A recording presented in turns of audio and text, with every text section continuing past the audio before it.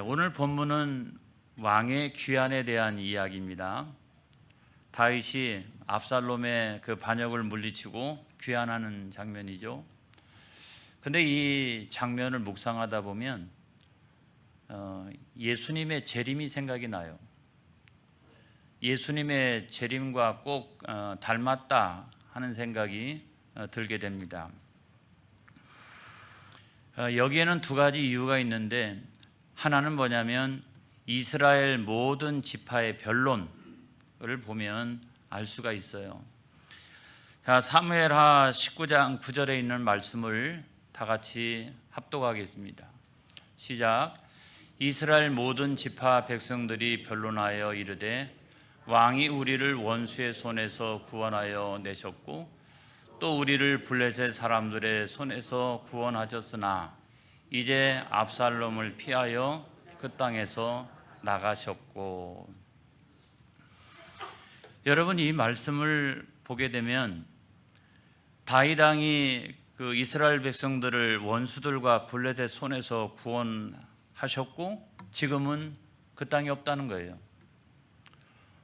그래, 마찬가지로 예수님은 우리 가운데 오셔서 우리를 사탄 마귀 손에서 구원해 주셨고 지금은 이 세상에 계시지 않습니다.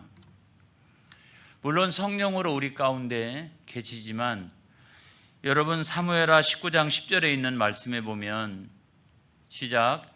우리가 기름을 부어 우리를 다스리게 한 압살롬은 싸움에서 죽었거늘 이제 너희가 어찌하여 왕을 도로 모셔올 일에 잠잠하고 있느냐 하니라 그랬습니다. 압살롬은 전쟁에서 패배를 했어요. 그리고 다윗 왕은 귀환을 하게 되었습니다. 마찬가지로 오늘날 세상에서 사탄 마귀는 패배한 줄로 믿습니다. 그리고 언젠가 예수님께서는 반드시 재림하실 줄로 믿습니다. 아멘. 그런데 오늘 성경 말씀의 말미에는 어찌하여 잠잠하고 있느냐는 거예요.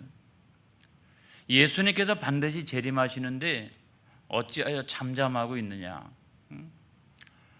예비하고 또 예비하고 있어야 되는데 어찌하여 잠잠하고 있느냐. 이거를 우리들에게 묻고 있어요. 여러분, 두 번째로는 귀환하다라고 하는 뜻 가운데 있습니다. 히브리어로 보게 되면 귀환하다의 뜻은 슈브예요. 그런데 이것은 집을 나갔다가 단순히 집으로 돌아오는 그런 귀가가 아니라 왕이 자신의 모든 자리로, 그 신분으로 회복되어지는 것을 말합니다. 그러니까 왕권의 회복을 말하는 거예요. 신정국가의 회복을 말하는 거예요. 더 나가보면은 하나님 나라의 어떤 회복을 말하는 거예요. 그러니까 언젠가 예수님께서 다시 재림하시면 불완전한 하나님의 나라는 완전하게 회복되어질 줄로 믿습니다. 그게 여러분 천국이라는 거예요.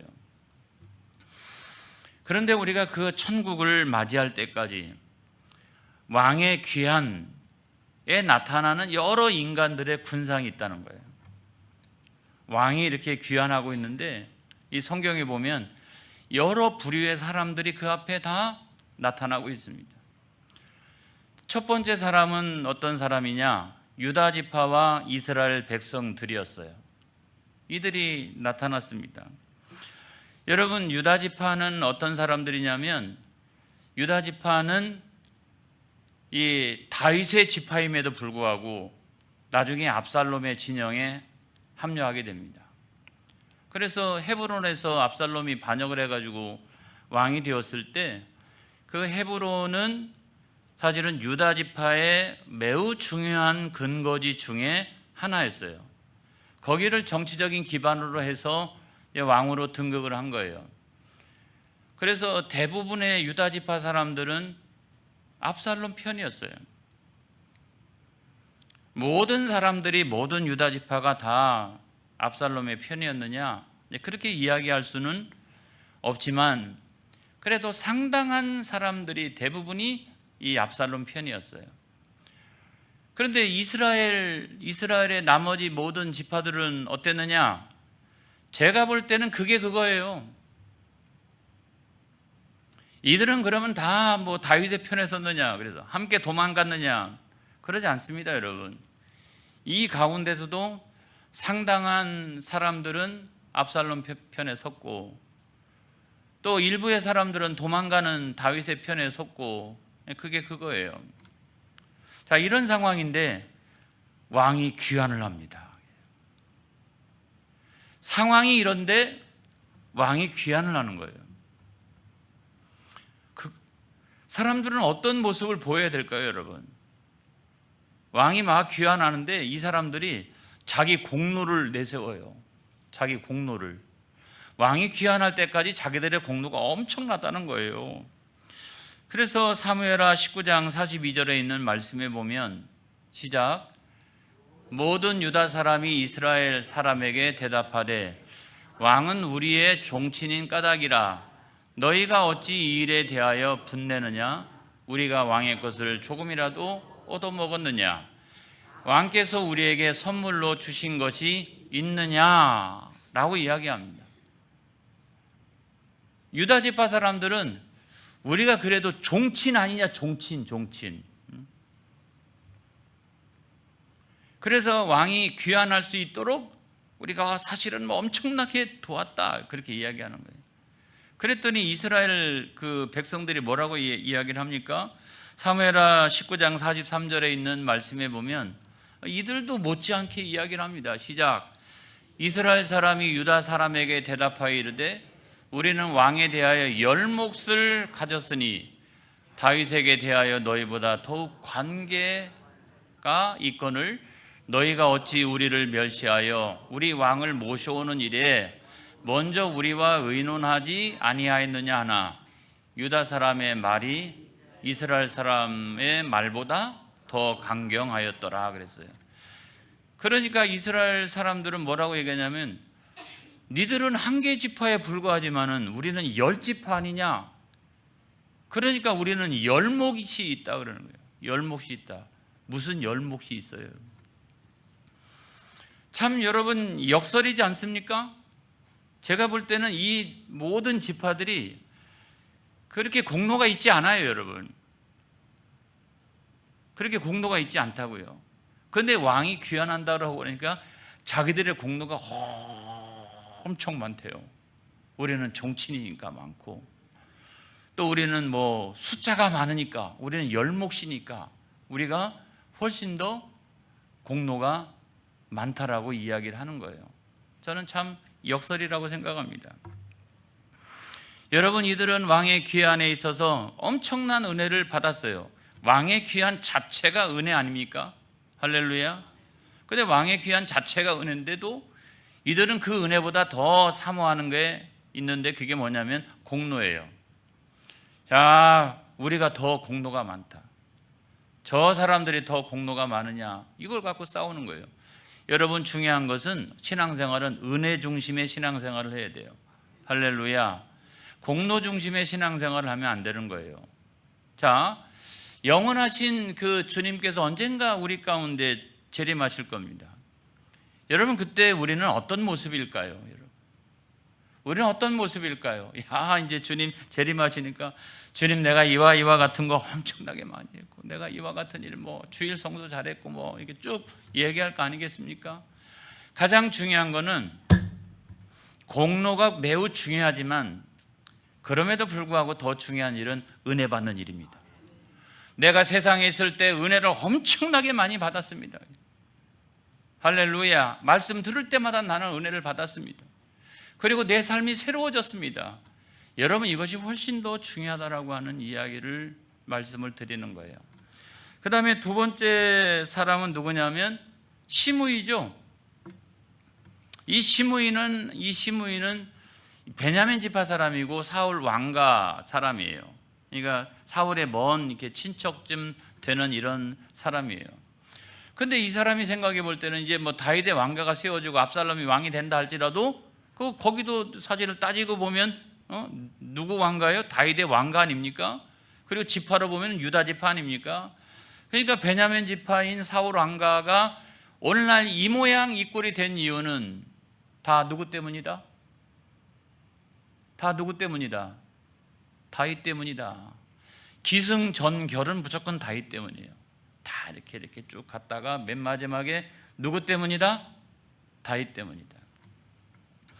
근데 우리가 사실관계를 한번 따져서 생각을 해보면, 여러분, 사울왕이 버림받은 것은 왜 그랬을까요? 하나님 앞에서 자기가 잘못했기 때문이죠. 그리고 하나님의 뜻이 아니었어요. 이제 나중에 죽었을 때 길보아 전투에서 사울 왕과 요나단을 비롯한 그 세 명의 아들이 죽었을 때 누구하고 전쟁을 했나요? 다윗하고 전쟁을 했나요? 아니잖아요. 블레셋하고 전쟁을 하다가 죽은 거예요. 그러나 오히려 다윗 왕은 13년 동안 사울 왕을 피해 가지고 도망 다니면서도 결정적으로 사울 왕을 죽일 수 있는 기회가 몇 번? 두 번. 엔게디에서 한 번, 광야에서 한 번. 이게 두 번이 있었는데, 사실은 뭐 자세하게 성경이 뭐 다 이렇게 설명하고 있지는 않기 때문에 저는 더 많은 기회가 있었을 거라고 생각합니다. 그 두 번의 기회, 결정적인 기회에서도 다윗 왕은 사울 왕을 살려줬어요. 사울 왕가가 무너지고 난 다음에 여러분, 무비보셋, 요나단의 아들 무비보셋을 왕자처럼 대우해주고 사울 왕가의 모든 재산을 다 돌려준 사람이 누굽니까? 다윗이잖아요. 그런데도 불구하고 이 시므이는 다윗 왕이 그 도망을 갈 때 갑자기 나타나가지고 막 돌 던지고 욕하고 저주하고 쫓아다니면서 그랬어요. 쫓아다니면서 이쪽으로 피하면 이쪽으로 쫓아다니고 저쪽으로 피하면 저쪽으로 쫓아다니고 뭐 계속 쫓아다니면서 그렇게 했다는 거예요. 그러니까 오죽하면 참다가 이 다윗 왕의 군사령관 가운데 아비새라고 하는 사람이 있습니다. 이 아비새라고 하는 사람이 아이고 왕이시여, 제가 쫓아가가지고 저놈을 갖다가 그냥 죽이겠습니다. 그런데도 불구하고 누가 말렸어요? 다윗 왕이 말렸잖아요. 다윗 왕이 말린 거예요. 그런데 이제 왕이 귀환을 합니다. 그렇죠? 시므이 입장에서 보면 큰일 났잖아요. 이제 그렇죠? 왕이 귀환하면 모든 것들을 다 이렇게 정리할 거 아니겠습니까? 큰일 났지 않습니까? 이런 때 보여주고 있는 태도가 있는데 그 태도가 뭐냐면 매우 기회주의적인 태도를 보였다는 거예요. 자, 어떻게 했냐면 먼저는 이제 다윗이 귀환을 하는데 먼저 어떻게 하냐면 베냐민 사람들 한 1000명 정도를 데리고 요단강을 건너옵니다. 건너와가지고 그 앞에 그냥 바짝 엎드려요. 이렇게 바짝 엎드려요. 자기 혼자 올 것이지 뭐 1000명이나 데리고 와요. 그건 뭐냐면 자기가 해도 한 1000명 정도 이렇게 동원할 만한 능력이 있다는 거죠. 왕이 귀환할 때 그래도 우리 베냐민 지파가 다 이만큼 많이 나왔습니다라고 하는 것. 내가 다 불러왔습니다. 내가 아주 이거를 자랑하면 혹시 살려줄까 봐 해가지고 그냥 1000명을 데리고 이렇게 와가지고 그 앞에 다 이렇게 엎드렸다고요. 그러면서 뭐라고 얘기했냐면 사무엘하 19장 19절로부터 20절에 있는 말씀에 보면 시작. 왕께 아뢰되 내 주여 원하건대 내게 죄를 돌리지 마옵소서. 내 주 왕께서 예루살렘에서 나오시던 날에 종의 패역한 일을 기억하지 마시오며 왕의 마음에 두지 마옵소서. 왕의 종 내가 범죄한 줄 아옵기에 오늘 요셉의 온 족속 중 내가 먼저 내려와서 내 주 왕을 영접하나이다 하니 그랬어요. 여러분 여기 보면 내가 범죄했습니다 이러잖아요. 이 회개는 참된 회개일까요, 여러분? 네? 왜 답변이 없으세요? 이 회개는 참된 회개일까요? 거짓된 회개일까요? 살기 위해서 이렇게 그 거짓으로 하는 회개일까요? 뭐가 맞을까요? 네? 거짓된 회개. 어떻게 아세요? 적 보면 알아요? 은혜 받았으니 눈이 열려가지고 딱 보면 이제 아는 거죠. 우리가 설명할 필요도 없어요, 그렇죠? 우리가 설명할 필요도 없이 이 회개는 참된 회개가 아니라고 하는 사실을 그냥 알잖아요, 이렇게. 그냥 알잖아요. 이거는 살기 위한 회개인 거죠. 이게 참 역설이라고 생각을 합니다. 다윗 왕이 권력을 잃어버렸을 때는 막 쫓아다니면서 돌 던지고 욕하고 저주하고 하다가 왕이 귀환을 하니까 그 앞에 바짝 엎드리고 1000명이나 되는 사람들 다 함께 와가지고 엎드리고 있는 이 모습을 보면 이게 엄청난 역설이라는 생각이 들지 않습니까? 사랑하는 성도 여러분, 우리는 신앙생활을 이렇게 하면 안 됩니다. 우리는 신앙생활을 언제나 영원하신 그 왕, 그 예수님께서 반드시 언젠가 우리 가운데 재림하신다, 그날을 바라보며 여러분 그 예수님을 맞이할 마음을 가지고 준비하고 있어야 되는 거예요. 여러분 오늘날도 마찬가지죠. 이제 만약에 어떤 문제가 잘 되면 할렐루야 하나님 영광 올려드리고, 그 일이 잘 안 되면 하나님이 계시는지 모르겠다. 그리고 어떤 경우에는 내가 죽기 전까지 힘있고 뭐 이렇게 세상적으로 이렇게 잘 다닐 수 있을 때에는 그래도 그냥 내 마음대로, 저 사람 예수 믿는 사람 맞아? 예수 믿는 사람이 맞느냐고. 근데 예수 믿는 사람 같지 않게 그렇게 하다가 목사님 걱정하지 마십시오, 늙어 죽을 때 해가지고 내가 회개하고 죽겠습니다. 제가 진짜로요, 몇 년 전에 연세가 좀 지긋한 어떤 분하고 같이 차를 타고 가다가, 제가 이야기만 하면 금방 아시는 분이에요. 우리 교회는 아닙니다, 여러분. 오해가 없기를 바랍니다.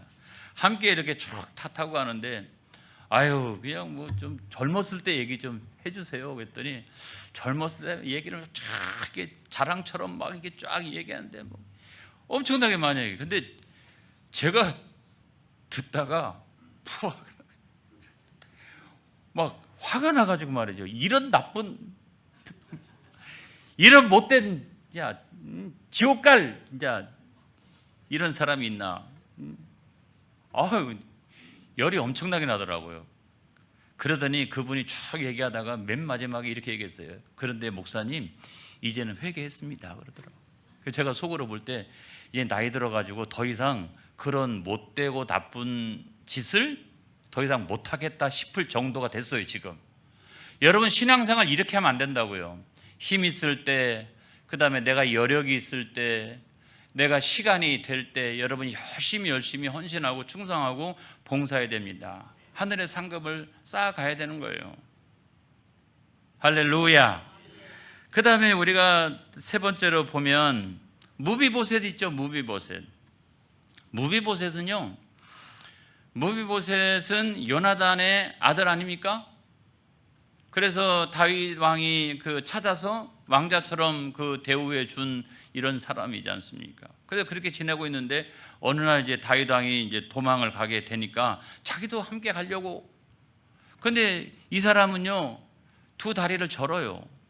그러니까 자기 혼자서는 못 쫓아가. 이러니까 노새를 준비해 가지고 거기 타고서 다윗 왕과 함께 가리라, 그렇게 생각을 가졌어요. 그랬더니 그 밑에 있는 종 가운데 시바라고 하는 그 종이 있는데, 그 종이 아이고 가시기는 어디를 가시느냐고, 내가 가가지고 대신 가서 인사 다 하고 내가 뭐 할 거 다 하고 올 테니까 주인 어른은 여기 계시라고.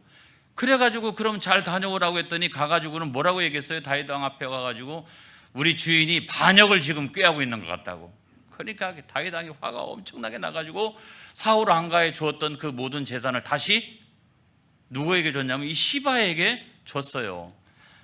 여러분 인생을 살아나가다 보면 진짜 억울하고 또 억울하고 이런 경우가 얼마나 많이 있습니까? 무비보셋의 입장에서 보면 정말 억울하죠. 이 모함 정말 억울하죠. 심지어는 자기가 가지고 있는 재산까지 다 빼앗기게 되었으니까 얼마나 여러분 억울합니까? 이런 사람이 잘못하면 큰일 나요. 그런데 왕이 귀환을 합니다. 그렇게 엄청나게 억울한 일을 당했는데 왕이 귀환을 해요. 그러면 이 기회는 어떤 기회일까요? 원수 갚는 기회죠. 내가 왕 앞에 가가지고 다 있는 대로 얘기해가지고 아주 이실직고해서 원수를 갚으리라, 이런 생각을 갖지 않겠어요? 그런데도 불구하고 이 무비보셋에게 있어서는 더 큰 문제가 있었어요. 더 큰 비전이 있었습니다. 사무엘하 19장 24절에 있는 말씀에 보면 시작. 사울의 손자 무비보셋이 내려와 왕을 맞으니 그는 왕이 떠난 날부터 평안히 돌아오는 날까지 그의 발을 맵시 내지 아니하며 그의 수염을 깎지 아니하며 옷을 빨지 아니하였더라. 한마디로 얘기하면 거짓골이죠. 거짓골이 돼가지고 왕 앞에 나타난 거예요. 왜 그랬을까요?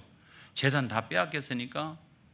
그거보다 더 중요한 것은 왕의 고난과 함께 했던 거예요. 그 기간 동안에. 그게 훨씬 더 중요한 거예요. 그는 그렇게 억울한 일을 당하고 그렇게 모함을 당했어도 그럼에도 불구하고 그 왕과 이렇게 함께 그 고난을 함께 당하고 있었던 그런 사람이었어요. 사무엘하 19장 29절에 있는 말씀에 보면 시작. 왕이 그에게 이르되 내가 어찌하여 내 일을 말하느냐. 내가 이르노니 너는 시바와 밭을 나누라 하니.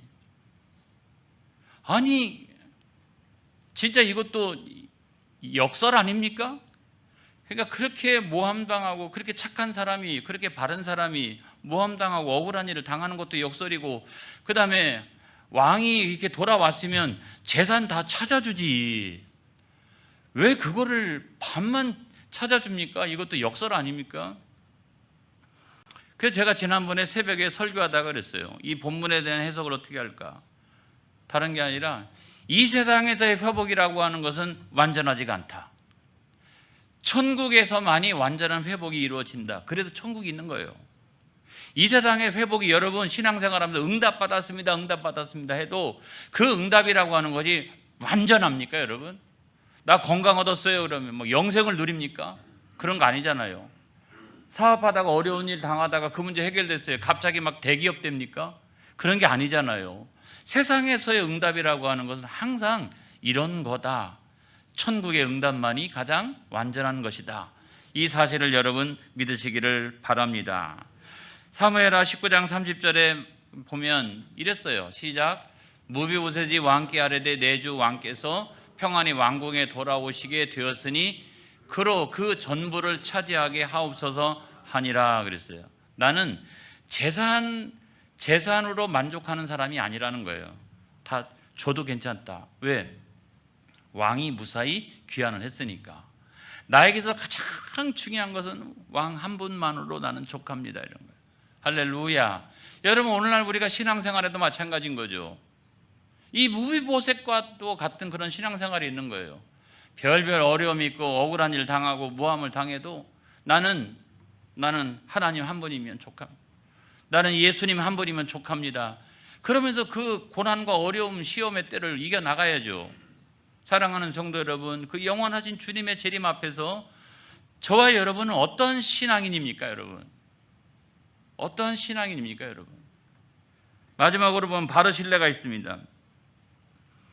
바르실레는 길르앗 사람이라고 성경에 나와 있어요. 길르앗은 요단강 동편이에요. 이방 사람인가? 그런데 그때 당시만 해도 그 요단강 동편에도 루벤 지파, 갓 지파, 므낫세 반 지파 있잖아요 일부가. 그렇기 때문에 이 사람을 이방인이라고 볼 수 없어요. 나이는 많아가지고 한 80세 되는데 거기서 뭐 사업에 성공했던지 아주 거부가 된 사람인데, 마하나임에서 다윗과 그의 군사들이 정말 어려움을 겪고 있을 때 자기가 가지고 있는 그 엄청난 부를 가지고 그 다윗 왕가와 그 군사들과 백성들을 먹였던 사람이에요. 아니 재산이 얼마나 많으면 이런 일을 할 수 있을까요? 그래서 성경에 보면 공개했다 이랬잖아요. 공개했다. 아주 1등 공신이죠. 이렇게 제가 볼 때는 지금 여러 부류의 사람들이 등장하는데 왕의 귀환에 있어도 1등 공신을 뽑아보라고 하면 저는 이 바르실레 같아요. 그런 생각이 듭니다. 그런데 지금 왕이 귀환합니다. 왕이 귀환하면 어떻게 할까요? 이제 나는 이제 뭐 세상 영광으로 이제 가득한 거죠. 내 앞날은. 그렇죠. 세상 영광으로 가득한 거예요. 실제적으로 다윗 왕이 그것을 제안했어요. 사무엘하 19장 33절에 있는 말씀에 보면 시작. 왕이 바르실레에게 이르되 너는 나와 함께 건너가자. 예루살렘에서 내가 너를 공개하리라. 아멘. 내가 여기서는 내가 나를 공개했으니 내가 예루살렘에 돌아가 가지고는 내가 너를 공개하리라. 그런데 왕인데 벼슬도 줄 수 있고 그다음에 제사도 어마어마하게 줄 수 있는 그런 위치에 있는 사람이에요. 그런데도 불구하고 그것을 거절합니다.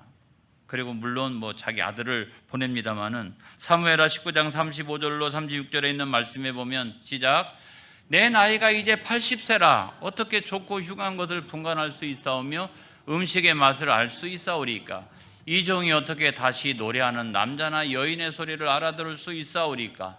어찌하여 종이 내 주 왕께 아직도 누를 끼치리이까? 당신의 종은 왕을 모시고 요단을 건너려는 것뿐이거늘 왕께서 어찌하여 이 같은 상으로 내게 갚으려 하시나이까? 그러니까 나는 이 세상의 영광보다 저 영원한 영광, 이거를 더 사모한다라고 이야기를 했던 사람입니다. 저와 여러분의 인생을 살아나가면서 특별히 연세가 드신 분들, 우리 모두의 발걸음에 또 우리의 뒷모습이 이런 모습이 되어지기를 주님의 이름으로 축복합니다. 사랑하는 성도 여러분, 똑같이 한번 묻겠습니다. 영원하신 주님의 재림의 날에 나는 어떤 신앙인일까요? 그 앞에서 나는 어떤 신앙인일까요? 자, 맨 마지막에 결론 부분입니다, 여러분. 자, 왕의 오심과 귀환 사이에서 다윗 왕이 이 땅에 태어나가지고 왕이 되고 난 다음에 원수들과 블레셋 사람들의 손에서 건졌고, 그러고 난 다음에 떠나갔다가 귀환했죠. 예수님도 마찬가지죠. 왕으로 오셨습니다. 그리고 우리를 죄와 사망 가운데서 구원해 주셨어요. 그리고 떠나가셨다가 언젠가 우리에게 다시 오십니다. 이 사이가 저와 여러분에게는 어떤 영적인 의미를 가지고 있을까요? 우리는 그 사이를 지금 살아가고 있지 않습니까? 어떤 의미를 가질 수 있을까요? 저는 이렇게 생각을 했어요. 알곡과 가라지가 판가름 나는 시간이다. 물론 이거 완벽한 판가름은 천국과 지옥에서 납니다. 그렇죠? 그렇지만 세상에서 이미 저와 여러분이 보이지 않아요? 여기 지금 네 부류의 인간 군상들을 제가 쭉 설명을 했을 때 여러분 보입니까? 안 보입니까? 이 중에서 알곡과 가라지가 보입니까? 안 보입니까? 여러분 보이잖아요. 근데 어떻게 보여요? 성경의 안목을 가지니까 보이는 거죠. 이 가운데 이 네 부류의 사람이 다 똑같지 않잖아요. 지금 여러분 보이지 않습니까? 어떻게 보이느냐고 여러분. 성경적 안목을 딱 보니까 이 네 부류의 사람들이 다 보이기 시작하더라 하는 거예요. 자, 오늘 말씀의 결론입니다. 나는 누구와 비슷하게 보이는가? 그런 성경적 안목을 딱 장착하고 나서 다시 우리의 삶과 우리의 신앙생활을 돌아볼 때 나는 누구와 비슷한가? 1번, 유다 지파와 이스라엘 백성들, 공로는 하나도 없으면서 아주 그냥 공로만 그냥 찾는 이 사람들. 없어 보이네요, 우리 교회. 그다음에 두 번째로 보면 시므이, 아주 기회주의적인, 세상에서 처세만 아주 그냥 밝은 사람. 세 번째는 어떤 사람? 무비보셋, 그런 모함과 억울한 일을 당해도 전혀 흔들림이 없는 사람. 아멘. 그 다음에 네 번째로 보면 바르실레, 세상의 영광보다 저 영원한 영광을 사모하고 있는 그 바르실레의 신앙의 모습을 보면 오늘날 나는 이 네 부류의 사람 가운데 누구와 비슷하게 보이십니까? 기도하겠습니다.